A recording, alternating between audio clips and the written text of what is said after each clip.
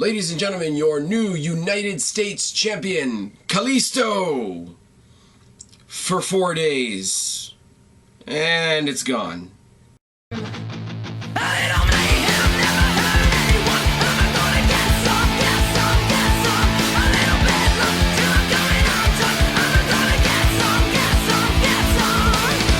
What's going on, everybody? It's your buddy, it's your pal Spaz, Phoenix, the YWC Reality Check, here with your January 14th SmackDown review. We know going into this that we're going to get Dean Ambrose and Neville versus Sheamus and Kevin Owens. We know going into this that we're going to get the Dudleys versus the Wyatts in a tables match. We know going into this that we are going to get a rematch of the great match we got on Raw between Alberto Del Rio and the new US champion Kalisto, and it's going to be fantastic. Isn't it? I maintain what I said last week. Mauro Ranallo on that announce booth is fucking gold. And here we go. Dean Ambrose comes out to start off the show. We don't have even the intro, really. We have Renee Young in the back announcing that Dean Ambrose has asked for time to speak to the WWE Universe. He rips by very aggressively in a beat-up looking Dean Ambrose-esque pickup truck and says, I suggest Kevin Owens come out to the ring and hear what I have to say because I've got a big announcement. Calls out Kevin Owens, nothing. Challenges Owens to a last man standing match at the Royal Rumble for the Intercontinental Championship. Sheamus comes out instead and calls him an annoying child that lives in a fantasy land. Ambrose proceeds to make fun of the League of Nations, which we were all sort of collectively hoping wasn't a thing anymore. Says, you know, I should put a beating on you because your friend stole my championship and now I got to go through 29 other guys at the Royal Rumble to get it back. But we didn't get to finish our brawl on Raw and you gave me this little souvenir, pointing to the stitches on his forehead.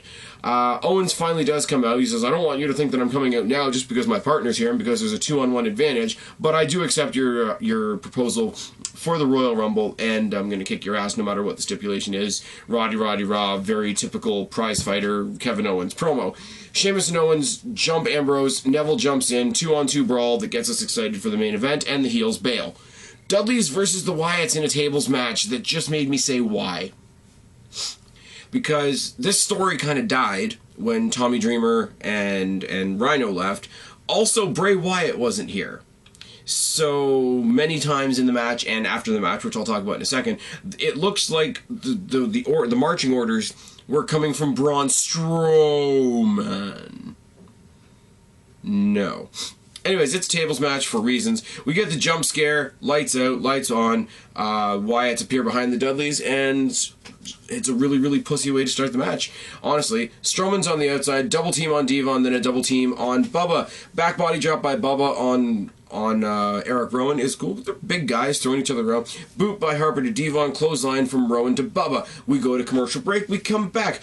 The Wyatts double team Bubba on the outside and they double mudhole stomp Devon on the inside. Double shoulder tackle by the Dudleys, 3D neck breaker type thing by the Dudleys. Strowman distracts and crotches Devon on the outside, tries to tackle Bubba Ray. There's rumors circulating that Bubba Ray is coming back. That wasn't a total botch.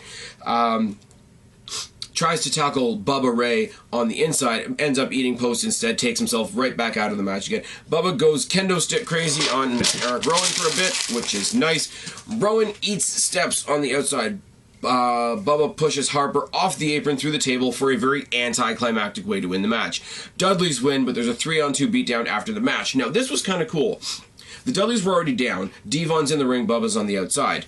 They did a cool thing in the ring with Devon. They set up 2 tables. If you know how the tables look in the video games when they're kind of on an angle in the corner, they did it in 2 different corners. They threw him through one, and then they picked him up and threw him through the other one. It was cool. What I liked even better was Strowman sort of taking the reins of the group because Bray Wyatt's not there. I'm thinking maybe Bray Wyatt has an injury of some kind. I don't really know. As I say, if somebody knows what's going on, put it down in the box below. They set up 2 tables in front of the announce table. They take Harper, Rowan, and Bubba Ray onto the announce table, and they double chokeslam him from the announce table through the 2 folding tables in front. Nice looking, decent little spot. Not the Dudleys, the Wyatts, the 3 of them pose on the commentator's table while Bray Wyatt voiceover in the background says "Follow the Buzzards." Now, they're trying their very best to include the Wyatt atmosphere while Wyatt's not there. So that's what makes me think maybe there's an injury that we don't know about. Maybe he was double booked. Maybe they did a stupid WWE, hey, we've booked this show over here, but there's a house show over here scenario again.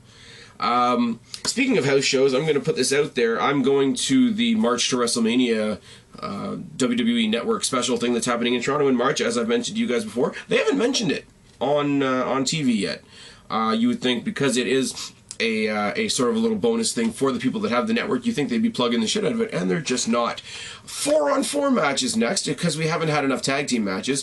It's the Social Outcasts versus Goldust, Sandow, Swagger, and Ryder. 4 other guys that very reasonably could have ended up in the Social Outcasts. But Slater and Sandow start with a headlock by Sandow, atomic drop and an uppercut by Goldust, and a mounted 10-punch standing drop kick by Axel and a leg lock, knee drops to the face by Rose, snap slam by Goldust, clothesline, corner splash, corner clothesline, and another clothesline by Swagger to Dallas. Patriot lock by Swagger, and that's basically all he does in the match. High knees and a second rope drop kick by Ryder, and we get the broski boot! Oh yes, no Mojo. I'm gonna put that one out there. Mojo Rawley and Zack Ryder were at the house show that I was at in December, and live, those guys are pretty fucking entertaining. I'm just putting that one out there.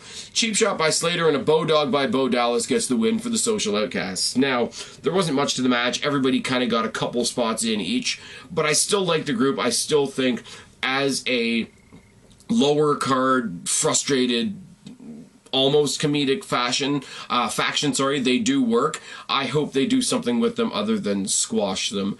The fact that they went face to face with the Wyatts made me cringe a little bit, I'm not gonna lie, but it's still cool. Kalisto versus ADR. Now, whatever you want to call the main event of this show, people were tuning in to see this rematch because Kalisto, our little fighting substitute Rey Mysterio, is gonna pull one out. Once again, he's gonna be Daniel Bryan in a mask, and he's gonna be booked to beat the entire world. I say that, I have all due respect for Kalisto, but I mean, the fact is that they are giving him Rey Mysterio booking, which I don't like, because he doesn't need or deserve it. He can do his shit on his own. I'm mocking the bookers, not the talent, so to speak. Why are we beeping? Why is this a thing? Forearm crazy kicks and a corner beatdown by Alberto Del Rio to start the match. Shows the frustration of him losing the title on Raw. I like that. Backside suplex by Alberto Del Rio. Both men on the top of the turnbuckle. Alberto Del Rio tries to go for the mask, which is a theme that comes up multiple times in this match. Top rope double drop kick by Kalisto. Hard clothesline by Alberto Del Rio. You want to do something high-flying and fancy? Thump. You're down. I like that a lot.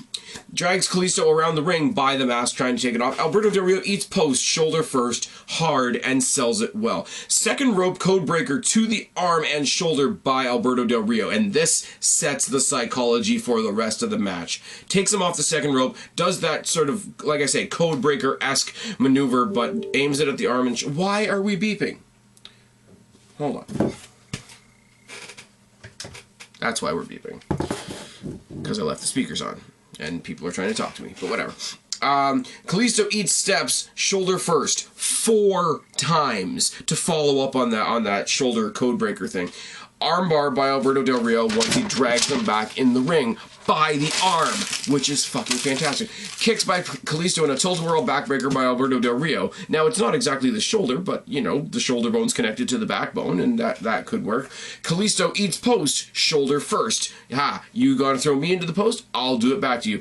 Boot and a top rope crossbody by Kalisto. Head scissor by Kalisto. Alberto Del Rio tosses Kalisto back out of the ring, and if I'm not mistaken, he did hit the steps as he tumbled out of the ring, which is never going to feel good, is it? Snap vertical suplex with a trapped arm by Alberto Del Rio. Now, here's the thing with this. Vertical suplex, you're going to get lifted up all the way over, and you're going to get dropped on your back. If somebody hammerlocks your arm behind your own back, you are landing on your own arm, and that's going to fucking kill him.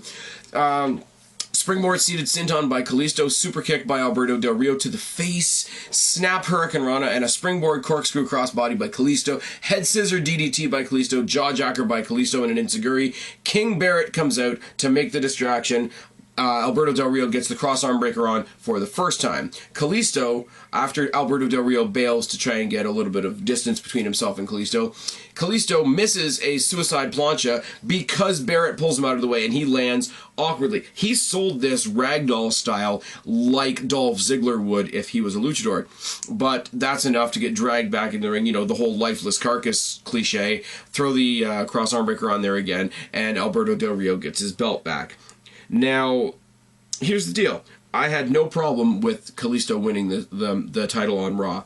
I really didn't. I was happy for him. Good for him. He's making the best of a partner being gone type situation. And he could be a title holder. But I equally don't have a problem with Alberto Del Rio, especially with help, beating Kalisto. You didn't bury the guy. The guy came so close to beating you more than once. His own, reckless antics cost him the match. The old Jeff Hardy thought process. Plus, Alberto Del Rio had help.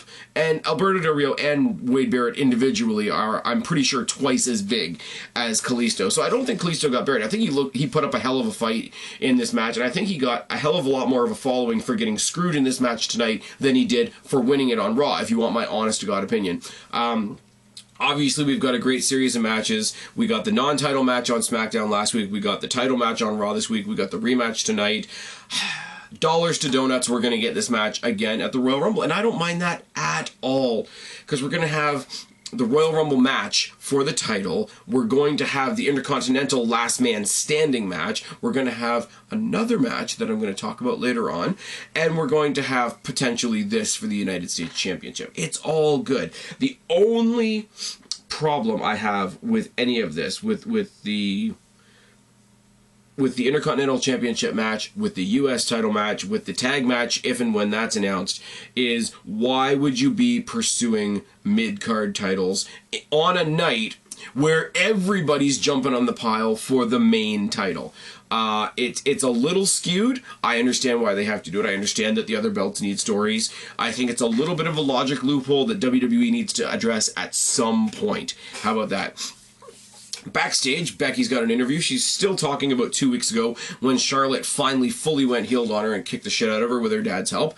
Backstage, Becky challenges Charlotte to a match at the Royal Rumble. Basically says, I'm not going to get over this until I've gotten that title off of Charlotte. Repeats what she said on Raw, the whole, I'm going to take your title and your arm, which sounds awkward until you remember that her finishing move is the disarmer, which is great.